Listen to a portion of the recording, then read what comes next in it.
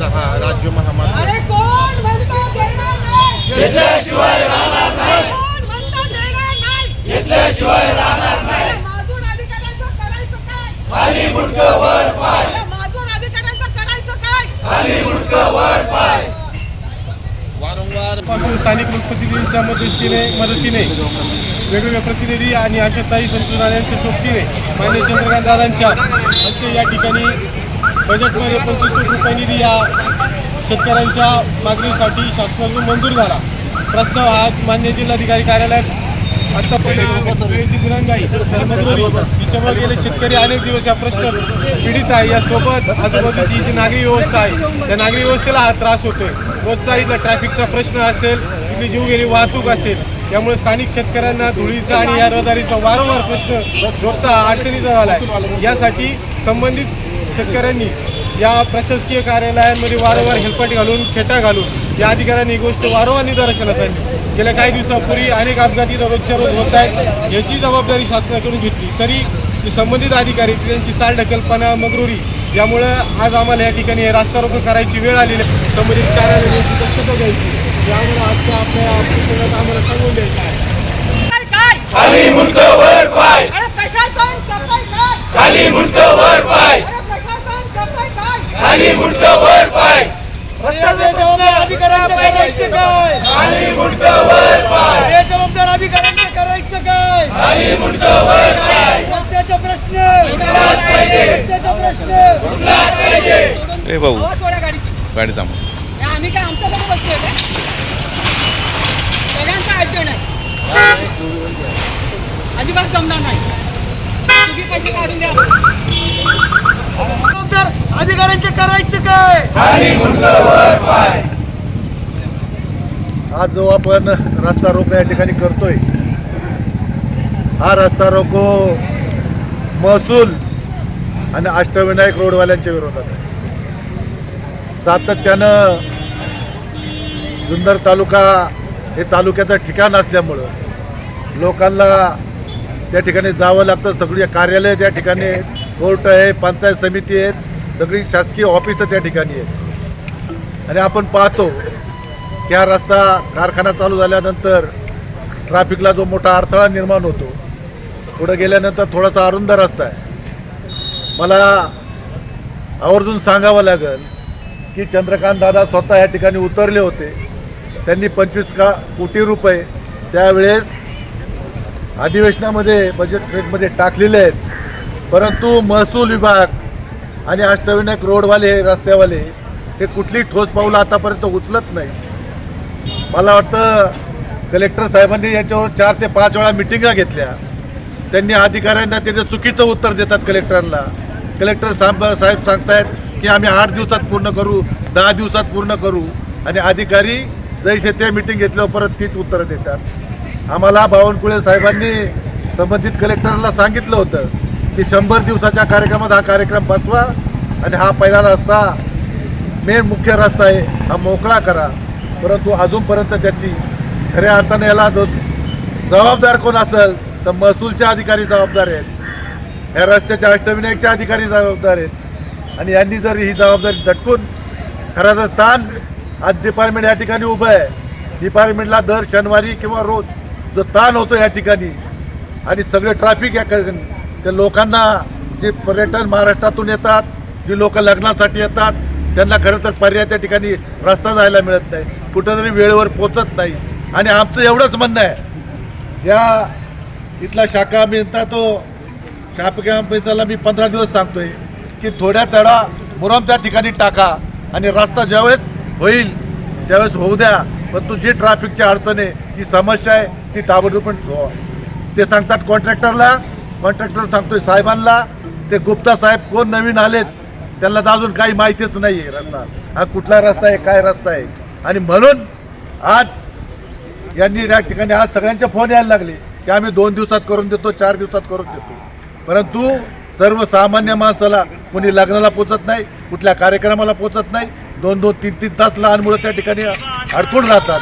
मी रात्री साहेबांना, इथे या ठिकाणी साहेब आहेत, साहेबांना म्हटलं साहेब तुमचंच काम आम्ही कमी करतोय, कारण सातत्यानं या ठिकाणी जे काय ट्रॅफिक होतं, अडचणी होतात, ॲक्सिडेंट होतात, हे सर्व लोकांसाठी आम्हाला हाऊस म्हणून हा रस्ता करत नाही. जर अष्टविनायकवाल्यांनी हा रस्ता 2 दिवसात त्या ठिकाणी मुरुम टाकून हा रस्ता साईड पट्ट्या भरून जर केला नाही तर हा पुढच्या शनिवारी चक्का जाम करून कुठलीही गाडी त्या ठिकाणी जाऊ देणार नाही. कोण म्हणता देणार नाही? घेतल्याशिवाय राहणार नाही. अरे कोण म्हणता देणार नाही? घेतल्याशिवाय राहणार नाही. संघर्ष हा आमचा आयुष्यात उरलेला आहे, पाठीलाच उरलेला आहे. आम्ही संघर्ष तर सतत करत राहतोय, परंतु हा संघर्ष वेगळा आहे. पत्रकार मित्रांनो, मीडियाने खास करून याची दखल घेतली पाहिजे की या ठिकाणी आपण ज्या वेळेला पालकमंत्री चंद्रकांत दादा पाटील असताना या ठिकाणी त्यांना उतरवलं, पाणी साचलेलं होतं, त्यांना दाखवलं की 40 वर्षापूर्वी ज्या वेळेला माणिकडोह धरण उभं राहिलं त्यावेळेला एकमेव रस्ता नारायणगावच्या आतून जाणाऱ्या एसटीचा रस्ता होता. परंतु त्या काळात या गाड्या बाहेर काढायच्या कशा म्हणून इथल्या शेतकऱ्यांनी आपलं दातृत्व दाखवलं, नेतृत्व दाखवलं आणि त्या ठिकाणी तुम्हाला तात्पुरतं काम करायला संधी दिली, रस्ता दिला आणि तेव्हापासून आज सांगायत त्यांना न्याय मिळाला नाही. न्याय मिळाला नाही म्हणजे एवढ्या जमिनी संपादित झाल्या, 40 वर्षात अनेक उपक्रम उभे राहिले, मोठे मोठे उपक्रम उभे राहत असताना समृद्धीसारखे महामार्ग उभे, विमानतळं उभी राहिली आणि मग आमच्या असणाऱ्या शिवछत्रपतीच्या भूमीमध्ये या ठिकाणी या ठिकाणी MIDC नाही, दुसरा कुठलाही रोजगार नाही आणि 5 धरणाने आधीच आमच्या जमिनी गेलेल्या आहेत. अशा परिस्थितीत रस्त्यांसाठी सुद्धा ॲक्विजिशन करून घेतलं नाही आणि पैसाही रुपया दिला नाही. चाऱ्या उभ्या राहिल्या, धरणं उभं राहिली, 5ही जिल्ह्यामध्ये पाणी जात आहे, त्यांना पैसे मिळाले, पण अजून आमच्या जुन्नर तालुक्यातल्या धरणांना ज्यांनी जमिनी दिल्या, चाऱ्यांना जमीन दिल्या, त्यांना अद्यापर्यंत पैसे मिळालेले नाही. दुर्दैव आहे, आळ्यापाट्याची लोकं सुद्धा सकाळपासून येऊन बसलेली आहेत. मला एकच विचार पडतो, एकच सांगावंसं वाटतं की इथे तुम्हाला करायचंय काय? पैसे जरा आम्ही पहिले आणले, आम्ही काय इथे बोंबा मारायला असंच बसलो नाही. पहिलं आम्ही आमचं कर्तृत्व दाखवलं, नेतृत्व दाखवलं, दातृत्व दाखवलं. पालकमंत्र्यांना या ठिकाणी या ठिकाणी अष्टविनायकचे रोडवाले असतील आणि सगळ्यात मोठी वाईट गोष्ट कुठली असेल तर हे सगळे जे अधिकारी आहेत ना, हे गुलाम कुणाचे आहेत? त्या ठेकेदारांचे. ते ठेकेदार असं आणून चोपले पाहिजे.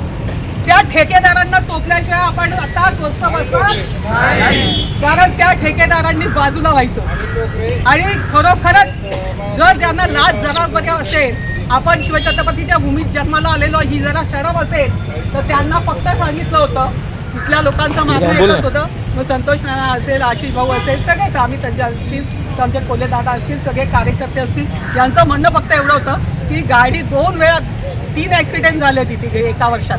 आता एक तर कारखाना सुरू झाला, त्या गाड्या पण सुरू झाल्या आहेत. या ठिकाणी गाडी घसरते, खाली जाते, चर पडलाय, तर ते भरून द्या, तो भरावा टाका. कारण इथे मुरमाला बोट लावलं तर लाखो रुपयाचा तुमच्यावर बोजा टाकला जातो, तुमच्यावर गुन्हे दाखल केले जातात, ते चालतं. आणि इकडे तुम्ही आमचा विचार करायचा नाही. येणारे जाणारे पर्यटक बाहेरचे येत आहे, बाहेरून येणारा माणूस समाधानाने जाऊ शकत नाही, त्याला इथे आल्यानंतर बाहेर पडायला 2 तास जातात. जेवढा वेळ त्याला मुंबई पुण्यावरून यायला लागतो तेवढा वेळ त्याला जुन्नरकडे जायला लागतो. सगळी कार्यालय जुन्नरच्या विभागात आहे आणि मग तिथे पोचायसाठी एवढा अट्टहास करावा लागतो. कशासाठी? आम्ही जर म्हटलं असतो की बाबा तुमच्याकडे पैसे नाही, पैसे आणण्यापासून सुरुवात असेल तर निश्चितपणाने त्याला आम्ही जबाबदार आहोत, आम्ही ते करायला पाहिजे. पण आम्ही ते आधी केलं आहे आणि मग सांगायला आलो आहे. आम्ही केलं आहे आणि मग सांगायला आलो आहे. ही प्रक्रिया काही केलं की दुसऱ्या वेळेला मीटिंगला बसलो की रिपोर्टमध्ये काही ना काही दोष निघालाच पाहिजे. सोमवारी 2:30 वाजता माझी कलेक्टर डुडींसोबत मीटिंग आहे. मला त्यांना तेच विचारायचं आहे, नेमकी माशी शिंकते कुठे, प्रॉब्लेम आहे कुठे? बरोबर आहे ना? तुमचा विचार करायचा कशासाठी? अहो ठेकेदारांसारखं तुम्ही पैसे देणार नाही ना, मग या प्रशासनाचं करायचं काय? या प्रशासनाचं करायचं काय? या ठिकाणी कोण उत्तर देणारा आलाय की नाही ते सांगा, नाहीतर इथे रस्ता चालू होणार नाही. कोण आले? अधिकारी कोण आहे? प्रशासन कोण आलाय? नाही नायब तहसीलदार काय आत्ताच्या आता मला करून देणार आहेत का? नाही रस्त्याचा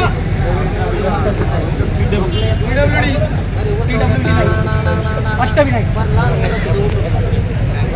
कोण आहे तो कदम ते बाकीचे कोण गुप्ता कदम हे बाबा थांब ना 2 मिनिटं रोज जर 2 तास असा केला ना आवाज प्रत्येकाने तर पळून जातील हे सगळे नोकऱ्या सोडून आहे ना आम्ही सांगायला आहे ना आम्ही राहायलाच आहे ना सांगा कोण आहे रस्त्याचं कोण आलंय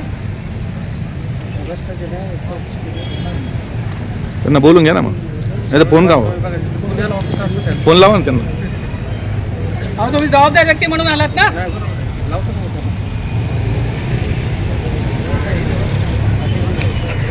करायचं काय खाली मुठो वर पाय या अधिकाऱ्यांचं करायचं काय खाली मुठो वर पाय उद्याचा प्रश्न सुटला नाही ते सांगतील उद्या जर हा प्रश्न सुटला नाही किरण भाऊ अजमत भाई तुम्हाला सगळ्यांना सांगतो पत्रकार मित्रांनो तर आम्ही निश्चितपणाने असं आंदोलन छेडू तर भूतोना भविष्य कोणी पाहिलं नसेल तर मुंबईच्या धर्तीवर जाऊ आम्ही एवढं लक्षात ठेवा आवरणं कठीण जाईल याची दक्षता सगळ्यांनी घेतली पाहिजे आता तुम्ही सांगा आत्ताच या ठिकाणी झालेल्या चर्चेनुसार सार्वजनिक बांधकाम विभागाचे जे उपअभियंता आहेत किंवा त्यांच्या डिपार्टमेंटचे जे अष्टविनायक रस्त्याचे कामकाज पाहणाऱ्या विभागाचे अधिकारी गुप्ता श्री गुप्ता आणि श्री कदम यांना आम्ही लगेच दूरध्वनीद्वारे त्यांना कळवून त्यांना या ठिकाणी उपस्थित राहण्याचं आम्ही त्यांना सूचना देत आहोत माननीय तहसीलदार साहेबांना देखील मी हे या संदर्भाचं जे काय आहे ते त्यांना मी कळवतो आणि ते देखील या संदर्भात त्यांना कळवून त्यांना या ठिकाणी उपस्थित राहण्याच्या सूचना दिल्या जातील तसेच रस्त्याचे रुंदीकरण आपल्याला आणि जी झाडं रस्त्यामध्ये पडलेली आहेत ती बाजूला करणे आणि भूसंपादन प्रक्रिया पहिलं हा विषय जो आहे सगळ्यात महत्वाचं आहे भूसंपादन ते जर सर्वात झालं महत्त्वाचा नाही विषय आहे तर आम्ही आहे ना नाना इथं JCP रस्ता माझ्या माहितीनुसार तयार करून टाकू रस्ता बंद करून टाकू आम्ही जो आहे तो नाहीच आहे ऑलरेडी कागदावर नाहीये काही ही तुमच्या पुढे असणार काळजी करू नका भूसंपादन प्रक्रियेचा जो विषय आहे माझ्या माहितीनुसार अंतिम टप्प्यावर आहे फक्त दर निश्चिती राहिलेली आहे आणि ती दर निश्चिती झाल्याबरोबर या कामास सुरुवात होणार आहे त्यामुळे जवळजवळ अंतिम टप्प्यामध्ये भूसंपादन प्रक्रिया आलेली आहे